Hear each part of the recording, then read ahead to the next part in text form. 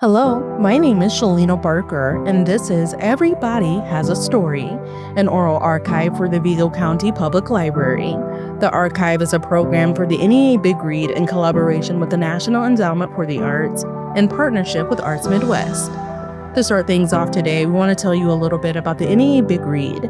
It's an initiative that aims to get the entire community reading the same book at the same time. This year's pick is called Sitting Pretty, The View from My Ordinary Resilient Disabled Body by Rebecca Taussig. It's a memoir that chronicles Taussig's life in a wheelchair. It explores themes of diversity and compassion and encourages everyone to help rewrite the narrative on what it means to live with a disability. Today I'm here with Hannah Prindable. She's here to tell us a little bit about her experience with MS. Hi, my name is Hannah Prindable. I am a portfolio manager assistant at First Financial Bank. I was born in Robinson, Illinois, and I've lived in Terre Haute for the last 6 years. So having MS, it's one of the things is I got diagnosed a couple years ago, and at the end of 2021, I actually got the test results for my MS on Christmas Day. So that was a Merry Christmas. But I think I'm particularly lucky in the sense with my MS that I'm currently not so much physically disabled, but it's definitely something that I will have to deal with in the future. MS is a disease. My immune system basically attacks the coatings for my nerve cells, and that can disrupt the transmission of signals from your nerves to your brain. And that can cause, I remember what prompted me to first get diagnosed was I woke up, I think the first week of November, and if you've ever sat on your leg or leaned on your arm for too long, and it's before the pins and needles, it's like that reduced sensation of feeling. That's what I felt from basically the chest down. Oh, wow. And so I was in undergrad. It was a couple weeks out from finals, and I put off going to the doctor for a few weeks. And then I got really, really lucky I was finally okay, I need to get this checked out. I go to the doctor. I get my MRI done. They notice that I have lesions on my brain, which is a telltale sign of MS. And then I got really lucky that I was able to get into a neurologist super, super quickly. One of the biggest issues overall with having a disability is trying to obtain medical care, obviously. Yeah. So I was so lucky that my doctor was able to call in favors because I was trying to find a neurologist in my insurance plan, which is already hard enough, much less one that could take me. Everyone I was calling was 5-6 months out for an appointment.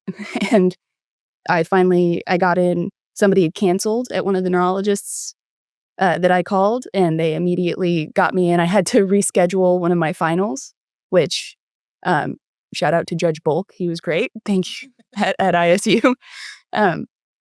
But I went, they had me do a bunch of other tests, and they put me on medicine.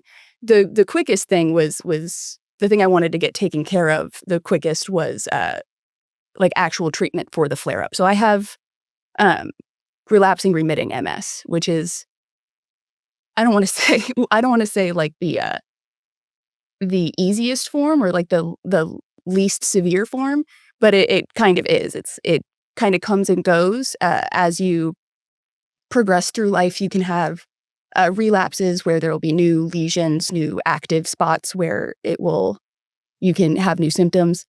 And then it'll kind of go into remission. And one of the biggest things that I wanted was I obviously wanted to stop the numbness. Yeah. So they put me on a really long course of steroids, which is the normal treatment for it. But that was even before it was apparently so significant what they found that they were we're going to just put you on the treatment before we even get all the tests back.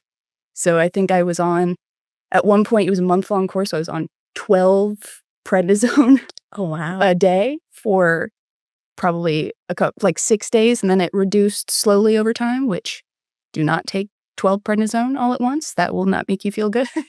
I can not imagine. You feel really good for about like 15 minutes, and then everything else is like, I need to lay down. So what does this look like for you currently?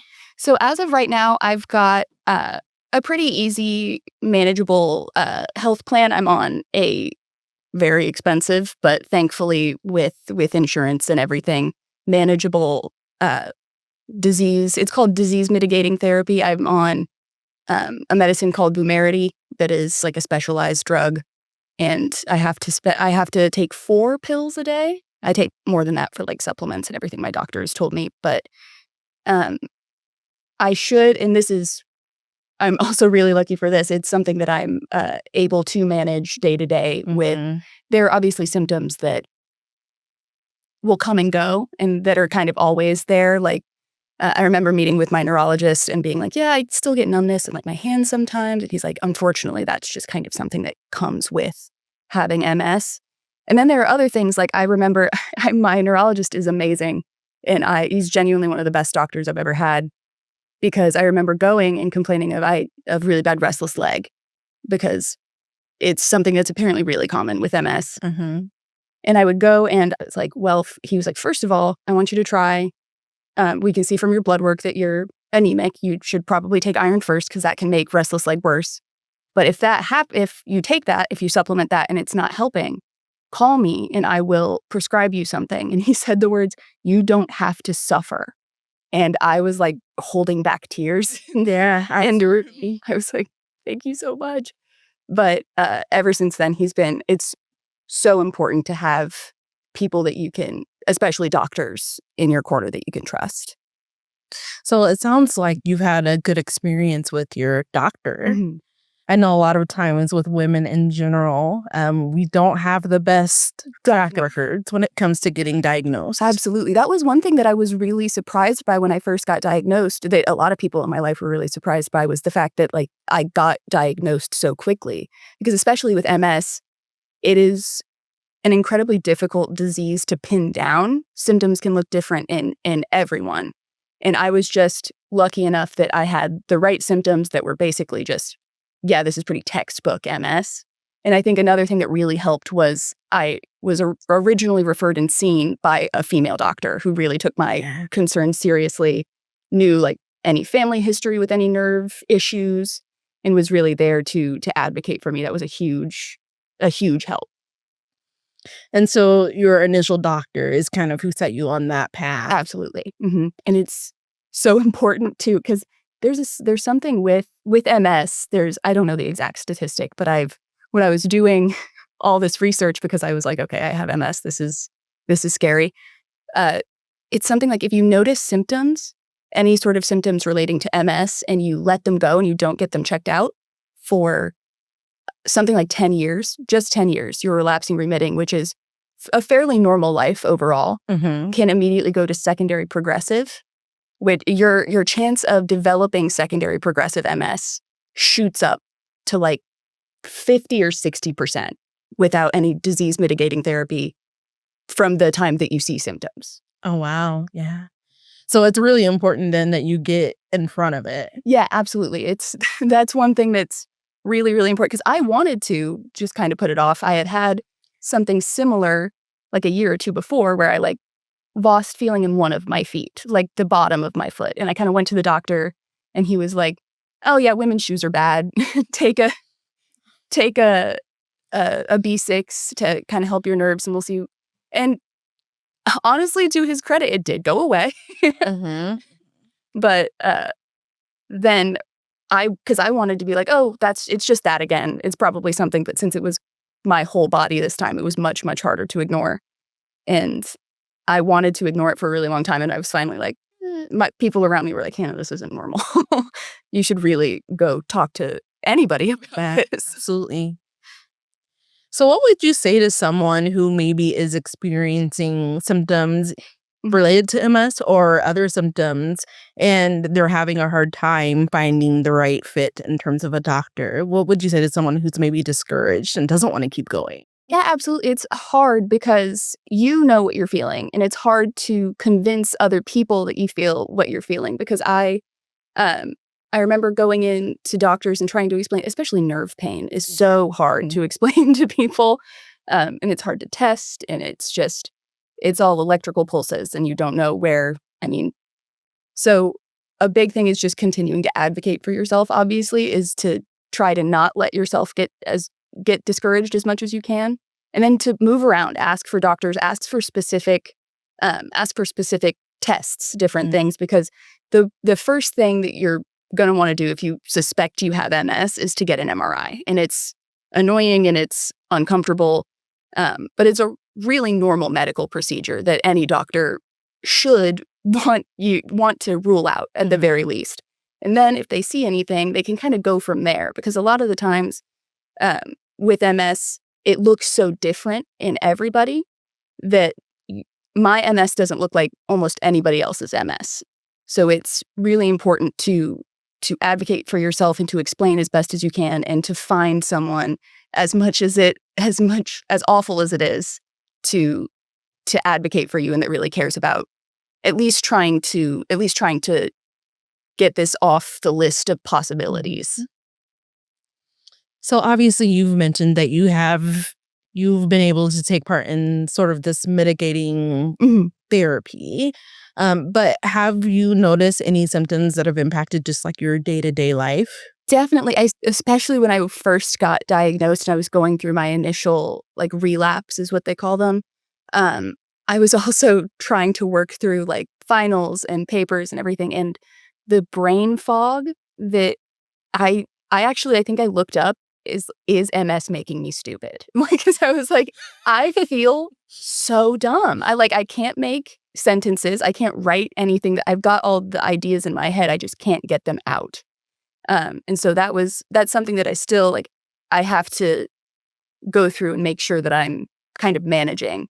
And then then there's also like the physical symptoms of like every once in a while, like my nerves don't work like they should. And so I've got, I think a little while ago, I felt like I had restless leg, but in the entire side of my body. And that was something that I just had to like sit at my desk at work and deal with and try to be like, hey guys, I'm not trying to be rude or get out of work, but I really have to like go home and lie down, because this is just getting up and putting more stress on myself is not helping anything. So you kind of touched on the next thing that I was going to ask you in terms of just dealing with your symptoms in the workplace. Do you feel as if you are comfortable enough to be able to step away and take that time? Absolutely. And I think I'm really lucky that I am now. I think originally I was kind of scared because especially with the workplace, you don't want to almost disclose that you have a disability, because you can really get looked down upon. And I remember originally when I first started working at my current job under a different person, he had to kind of pull me in and be like, hey, so you're missing work, not regularly, but like on usually like a once a month basis, you have to leave to do something. And I'm like, yeah, I'm sorry about that. I did note in my intake paper that I do have a disability. And I kind of had to explain to him that this is what I have, and this is how I need to manage it. And luckily he was really understanding. But that's the thing about MS is like, unless you have something really active, unless you're going through an active relapse and you need something like a mobility aid, or I look like a completely normal, healthy person. And I, for all intents and purposes, am, thank God. But it's something that no one would suspect that you have something if you don't point it out to them and make it very explicit that like, this is what I have, this is how I have to deal with it. And I've been really, really lucky to have people at my job that understand that and want me to prioritize my health over just pushing myself a little too hard. It does seem like the world in general, at least societally, they're getting better at accepting things that are like hidden disabilities. Absolutely. And that's something that it's something with like disabilities, especially invisible ones, is like you can never you can almost never, I mean, you can never judge a book by its cover anyway, but like, especially with somebody with a disability, especially an invisible one, you have no idea what's going on, what they could be dealing with. And so I think a lot of people are getting a lot better at being like, well, maybe that person that's parked in the handicap spot and looks like they're walking normally has something else. Like, it's not just, oh, well, you're not actively in a wheelchair or having a very active, obvious disability. That's not something that's required, I feel like, anymore for people to take your disability seriously. So if someone is listening who maybe is in charge of a team or is a manager, and what would you say to that person to kind of help them understand about being a little bit more lenient towards things that they don't understand? Absolutely. My big thing is, if you see somebody struggling, or if you have an inkling that they might be going through something like this or anything similar, is to just talk to them. Open communication is huge, because unless it's something really sensitive, you have to be comfortable talking about it and explaining to people kind of how you need to manage everything. And if you are a manager, you need to talk to the people that you might think have a hard time, and kind of suss out what they need, how you can help them. I think having support in a workplace really makes somebody with a disability feel heard, feel safe, and also, I mean, it just makes them want to work for you. It makes them want to like be good in your team. It really, I think it encourages them to not take more liberties, but to really appreciate what they have. Kind of makes them want to do a better job. Exactly. Outside of the workplace, have you had to make any just sort of lifestyle changes in general? Well, now I carry a big pill case with me everywhere I go, just in case I get stopped anywhere, or or if I have to. I remember when my boyfriend and I got into a wreck in the snowstorm, and we had to stay in a hotel.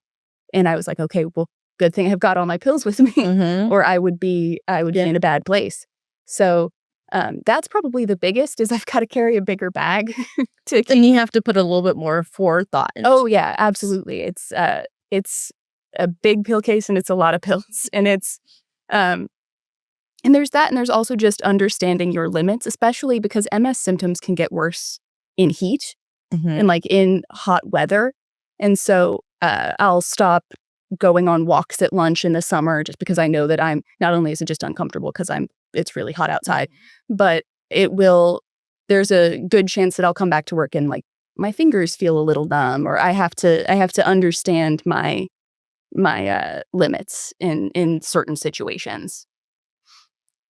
So we didn't talk about this a little bit earlier, but I wanted to ask you, what are some of the things that you just enjoy doing?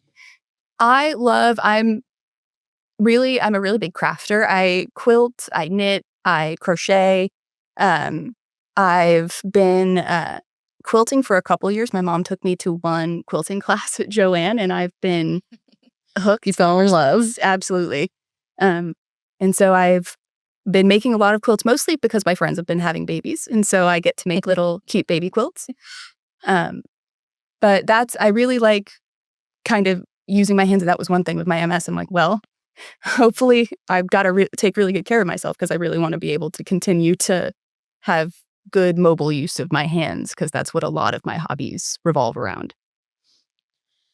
So in terms of just the environment where you live, society, do you feel like you are, I don't know if support is the right word, if you're supported, but do you feel like the world is set up to help you?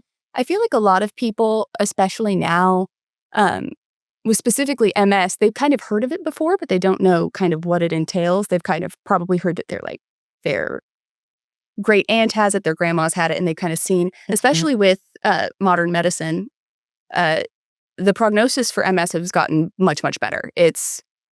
You are much more likely to have a very normal life if you've got the disease mitigating therapy if you've got if you're taking care of it. And so I think a lot of people have kind of just heard of it and they know it's something that it's a disease, it's very serious, but they don't know the specifics of it and how it kind of affects people. And so I think people are my community and the people around me are generally very supportive, even if they're like, I remember having to explain it to my current supervisor. Like, he was very curious. He was very interested in like learning kind of what it is, not just how it affects me, but like exactly what goes on, like how you even get diagnosed with it.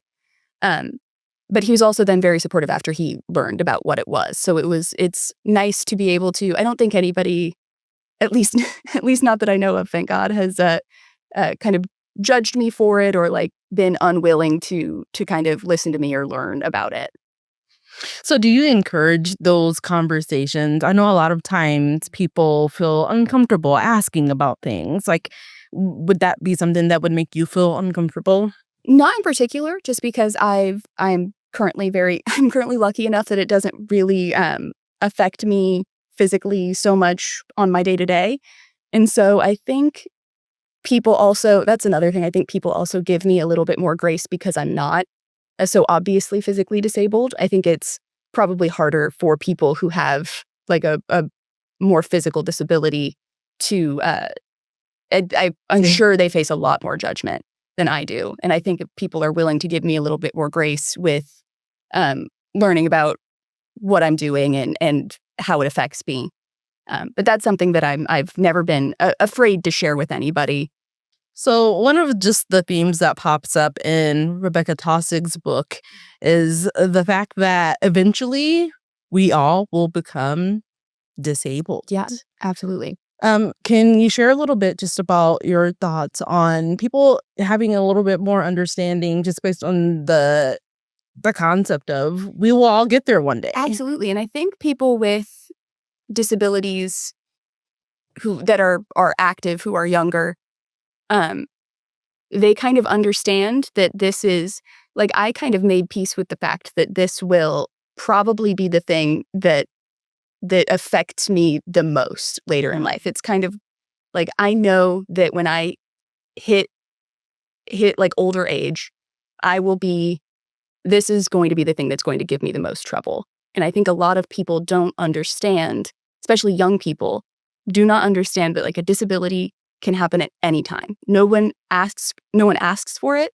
No one expects it. It's something that you don't get to do. It happens to you. Yeah. And a lot of people take, I think, their health for granted, and they don't understand that this can, I mean, I was a 22-year-old, completely normal college student. And then a month later, I was like, okay, I have to take these pills every day. I was giving myself shots every month. Like, it was a big transition from, oh, nothing, it's whatever, it's not a big deal, to this is something I have to manage for the rest of my life. And if I don't, it will kill me.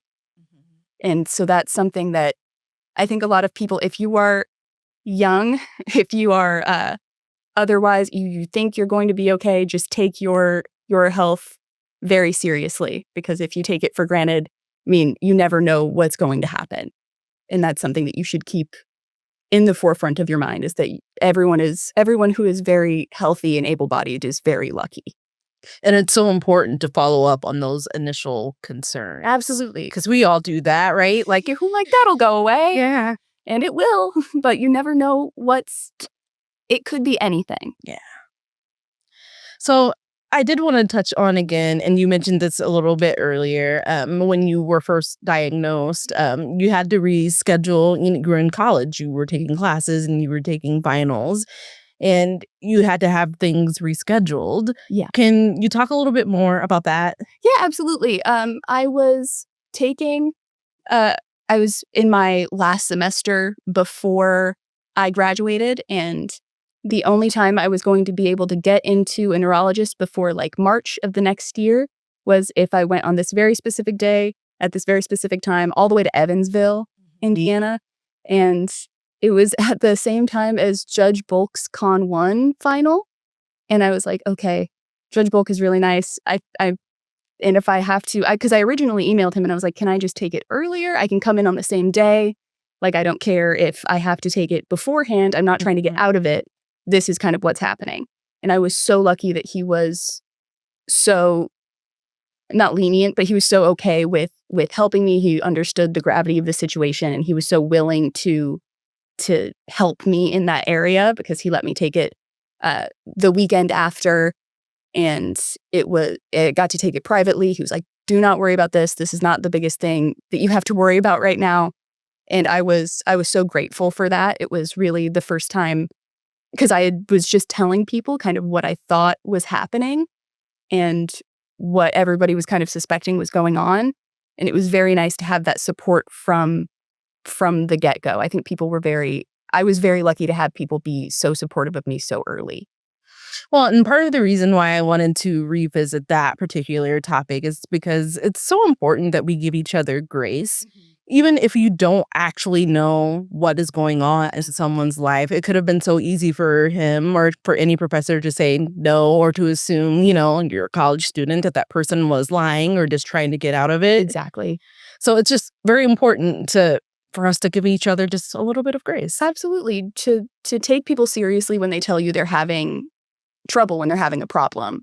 It's not just, oh, I feel sick, I'm going to stay home and lay down. Oh, I need some extra time to study for this test. It's, I have something going on. Like, you never know what's going on in someone's life. And no matter how comfortable I am with it, a lot of people aren't comfortable sharing that. And to kind of just give people the space to process, and then to also, especially, you have to know what's important. And if they're trying to take their health seriously, that should really supersede almost anything else. Yeah. In that situation. So why do you think it's important to be able to tell stories like this? I think it's important because no one would really know if people weren't talking about it. It's something that a lot of people are afraid to ask about. It's something that a lot of people, you would never guess that they had anything. And so if a lot of people kind of just assume that no one wants to talk about it, like that it's something that they're dealing with and it would be rude. And I think that excludes an entire voice from a conversation, is if you're not talking to people, if you're not trying to include them, they get left out and they don't get anything. You can effectively make the world harder for people unconsciously, just by kind of ignoring the problem instead of trying to take people's points of view into account, regardless of how uncomfortable or strange a conversation might feel. Well, and so many topics are still kind of taboo in this day and age, and that doesn't help anyone. Oh yeah, absolutely. And I think as long as any questioning or any sort of attempt at understanding is coming from a place of genuinely wanting to understand someone and their experiences, that line of questioning is always going to be constructive in a situation. Even if it is kind of awkward, even if it feels weird to ask, it's better to ask genuinely than to just feel like you're being polite and kind of leave people out. So is there anything that I didn't ask you that you wanted to add? Not in particular. I think it's just really important to have these conversations in general, and to kind of get people's understanding of what they're going through, so you can kind of understand and adapt your worldview to the people around you. It's good to know that that your community is so varied, and that no matter what's normal for you, it's completely different for another person. And it's important to kind of have these conversations to be able to understand people better.